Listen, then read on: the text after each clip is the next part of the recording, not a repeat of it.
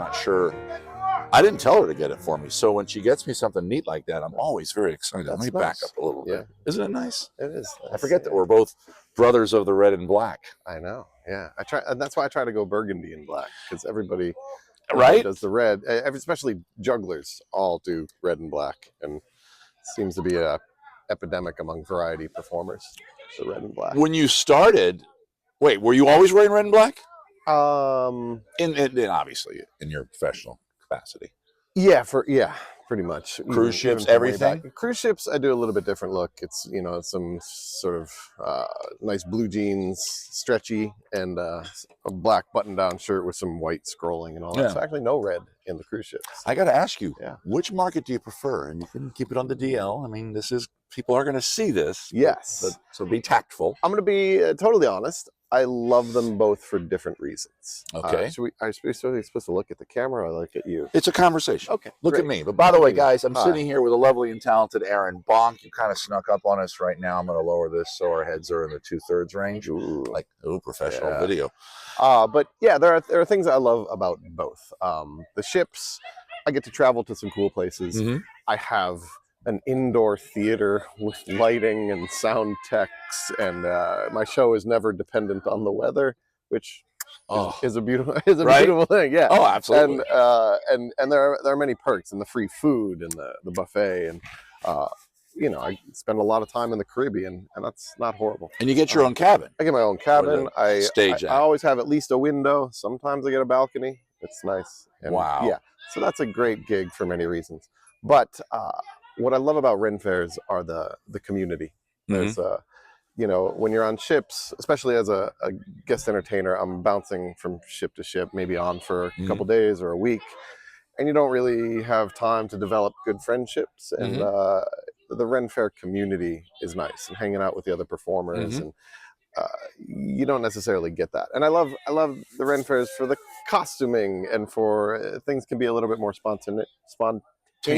There it is. Right. And the fan base you develop. When you're on a cruise ship, it's one-off. Right. I've talked to cruise people, and I'm sorry, and even other interviews on this series. I think I asked the same question to somebody, I can't remember who it was, who also did a little bit of both. And I brought up the point of, out here, people know Aaron Bonk. Yeah. They come to the Renaissance Fair. I got to go see Aaron Bonk. Right. And they might know some of your jokes, some of your shticks, and you could back and forth with them on a level you can't at the cruise ship, because they're seeing you probably the only time they're ever going to see you. Mostly. They'll occasionally get one person who's like, oh, we saw you on a ship 2 years ago. Oh, regular cruisers. Or we saw you at this Ren Fair. Yeah, but for the most part, it's all they're going to see you that day and probably never again. But here... So the jokes are, and all your jokes and stuff, I'm sorry to interject really quick, but that all means all your comedy and all your stuff is, they're seeing it for the first time. Right. Which is nice. Which also has a benefit to it. Right. And and that's the thing. You can do the same show for like 20 years on ships and nobody will care. Right. But here you get these fans who come back to see you again and again. And it's sort of, whether it's implied or not, there feels like a bit of a pressure to create new material. And for my own edification, if people are coming to see me over and over again, I want to have some new stuff. How often would you say you create a new chunk? What's your newest thing right now? Hard question. Yeah, well, I'm doing two things that are kind of new. I'm doing a whole music piece where I play guitar and do different loops and do some ball juggling over it. You can do that here with the loops? I'm doing it here. They're letting you? Okay. Yeah. So I assume there's a computer somewhere. And there is, but I've got it all set up in a little wooden box, and you can't see the pedals on stage. So, all right. And doing some juggling with it, and some ball juggling, and that was modified from a whip routine. But how old is that routine? This will give us a little. The whip routine with the music is about 2.5 years old. This is the first season I'm doing it as a ball juggling routine, because I also brought back a routine I only did for one season, where I'm also very Renaissance. I'm beatboxing while doing a lot of whip cracking and juggling. Standard like stuff. People do now. Yeah, right. You'd see that in the Renaissance. As one of the early, maybe not the original, of course. We all in this business talk about Adam Crack. You're Aaron. I've talked to him on the series too. He's always Whips. He's always before me. Yeah. Whips are the prop du jour, one would say. Have you noticed that? I've noticed it. I'm a little older than you, I think. So, yeah, I think used to be jugglers, and maybe it's tapering off a little bit. It's hard to say. I'd like it if it were. As one who doesn't do great tricks like you and Adam and Jack and those, I just do some jokes with it. I just do basic circus crap. Yeah, well, I wish I was funny. So it's like straight hair girls wish they had curly hair. So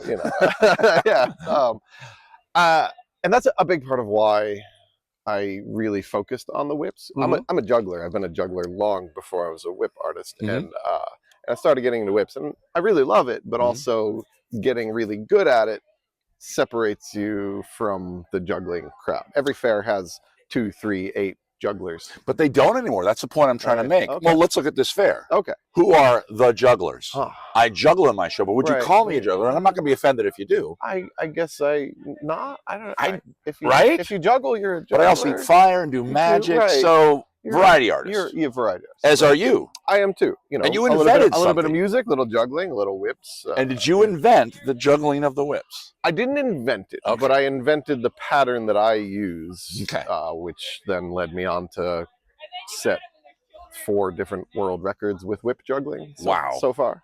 Yeah. Wow. Yeah. It seems like I saw you doing it on stage, maybe here, because the meeting, we both just came from our meeting, used to be the stage that you were on, and you just hang out and do your warm-ups before the meeting got going. And I said, what's he doing? He's juggling and cracking the whip with every catch. Yeah. Little 4-footers or 3-footers? 4-foot bull whips. All right. And how many face lacerations did we get? So many. I've broken so many sunglasses practicing because, and then the handles will just like hit you right in the face. Right. And that hurts. But then you also broke your sunglasses. You care more about your sunglasses? I'll heal. I'm fine. Yeah, you'll heal. Those cost money, man. What was the first fair you performed at? Finish that sentence. Very first fair was a little one-weekend one near Cleveland, Ohio, called Baycrafters. No longer exists. Okay, that was my first one, and then my first real. Are you from Ohio? Yeah, I grew up in Cleveland. Oh, okay. Yep. Did you ever go out to the Great Lakes Medieval Fair then? Yeah, I went out there a few times. I think that was one of the. But you never got. That was the first Ren Fair I went to. You never got hired there, or even tried to? No, I think I tried to at some point, but didn't, and then I got something else. Okay. But my first real fair was Pittsburgh. Okay. And I worked there from 99 to 04. And then they sold to the new owners, the current owners. And they hated you. And they're just like, you're out of here. You're that Bonk guy out of there. They were doing a new direction. I decided to focus on cruise ships at that time. And that's when I sort of left the circuit, if you will, and focused on ships for about 10 years. But 10 years, wow. Yeah, and then I went to a fair, the Bay Area Ren Fair, because I live in Tampa now. And I was like, I miss this. Yeah. I miss this community. I miss... the Ren Fair audiences are this beautiful mixture of nerds who grew up and families and partiers. And it's a beautiful mix and a really fun group to entertain. So I'm looking around, I miss this, I miss the costumes, and I think with my 10 years of additional experience now, I think I could do really well here. So then I focused on coming back to the circuit. And now you have it nicely balanced. I do. I get to work both. I spend about half my year at Ren Fairs, half my year on ships. You know a lot of downtime then? No. I have a bunch of downtime. I'm trying to change that. There's something to be said for downtime. Isn't there? I now. How are you handling that? Of never not being working. It takes its toll. Part of me is like, it's too deep. Let me. Yay, money, but sure. I have a hard time saying no to gigs that pay decently. Right.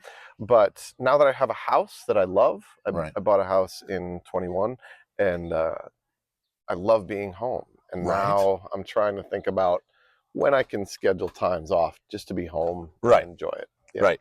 Because I was on the road, like I said, I'm a little older than you. So on the road full time in my late 20s to mid 30s. So like 10, 15 years in other words, living in an RV. Yeah. And then having a base of operation be my father's house in Maryland, where I'm from. So I go back, this RV gets stored for a month or 2 months over the winter. Yeah. Moving out here, of course. I lived out in Malibu at an RV park and then on the road again. That had to be nice. expensive as hell. Yeah, man. Yeah. Yeah. Oh, well, that one you meant. Oh, it's kind of a famous. Everybody, when you say Malibu RV Park, they go, "Oh, I know the one you mean." Yeah, it's this famous fish and chips joint. But the thing I'm trying to make, you just alluded to it. Then I got settled down with my wife, got married, and the call of the road. Oh, it's still there. Yeah. But settling in your house, right? You become a caveman fast. Yeah, my own bed. Like when I am home, I go out to get groceries, and that's about it. Yeah. Like if I'm home for a week, I'm home. Yeah, and I have a living room studio with 15-foot I've seen ceilings, pictures of it. So I post stuff rehearsals. I get to practice stuff there. It's nice. I have a bed that I love. Yeah, and I miss. Where are you staying when you're here? Airbnb, real close to here. You're going back and forth. Is also expensive. Yeah, you're going back and forth. No. Oh, the whole time for 7 weeks. Whole time. Yeah. Oh wow. And I'm splitting it with Tiny Girl Big Show, so that sure. You can say her name. Yeah, Leah Orleans, Star Power. Pick one. Many names. Yeah, many names. Yeah. What now? If you were to tell somebody, what did you learn? I ask this question sometimes. That you could have told. It's kind of a corny question. What would you have told young Bonk back in the day, performance wise, not life rule, or maybe life lesson? I'm thinking more performance. What could you have done sooner that you now do now that you kick ass at? And you're like, oh my God, I forgot how valuable that was. But I didn't realize at the time. I think slow down. Your delivery, both verbally and physically. I've learned this a lot. When I was new, I was a lot of movement and got to keep it exciting. Right. And I realized there's more power in deliberate movement. And visual movement, if it's erratic, it comes across to me as visual mumbling. Yeah. And so that's a great term. And then that was huge. That took me a long time to figure out and then learn. And then slow down. That's a great piece of advice. Be very deliberate in your words as well. Right. And there are times for speeding up and, and changing the cadence. But make strong choices. Exactly. Yeah. And good improv. Enunciate. I'm starting to lose my diction as I get a little older. I was a mumbler, and it's been trying to transition out of that. I hear you fine. Thanks. Yeah. Well, we put a mic on me and I get better. Good. Yeah. No, I ask everybody this near the end. We go for 15 minutes. We're almost wrapping up here. And it's kind of a deep question, kind of like that one. At what point, because I haven't said this in a while, but I deal with depression and anxiety. I'm on medication, therapy and stuff, and we're not ashamed to talk about that here. I'm not going to ask you about that for you, but I am going to ask you, is there something during your day working, not during your day with Leah out getting hot dogs, but here at the fair working, is there one thing that sticks up as that gives you so much joy? Yes. Okay. Can you share that with us? There's probably a few things, but the one thing, especially recently, that's been my solace, my joy, my uplifting thing, are people who tell me they come here just to see my show. And when you're having a rough day, yesterday rain day and then clear and then some rain again, and things are difficult, or you're dealing with direct sunlight and heat, whatever it is you're dealing with, and you just get done with that show and you're kind of out of breath and sweating and difficult, and somebody comes up and says, "We come here every year to see your show." That's fantastic. And thank you for making the trip out here. And it just, that helps make everything else easier to deal with. Yeah. It's nice when they say, and I've always found it odd because they say, thanks for coming out here. Well, I live here in LA, so I'm not coming out anywhere. And I don't say, you just say thank you. But in my back of my head, I'm thinking, well, it's a job, right? But it never occurred to me that on that level, somebody's really affected by it. Right. And I think a lot of my fans are, they know that I'm driving out here from Tampa every year, and that this is not an inexpensive place to spend 2 months. No. And they understand that there's some challenges, and so they do appreciate that. And there's fairs and there's gigs all over the country. I think people understand you could be somewhere else working. Yeah. And they appreciate it. Are you ever thinking, I got to throw this in there, you're thinking of getting an RV and fifth wheel? And I've thought about it. So whenever I see you, that when you're not in Tampa, you're at a nearby hotel or inn or B&B or something. Yeah. Okay. For the friend's most part. house. Right. Friend's house. Yeah, sometimes, but I like my own space, and sometimes it's worth paying a little extra. I'm that way too. Just So no RVs yet. I snore. I don't want to be that guy. So I've thought about the RV thing, but there's not a lot of fairs I work where it would be a benefit. Okay. Like I work New York, but I have an RV that just lives there. Oh, there I have one, but I don't tow it; it just stays there. Oh, okay, cool.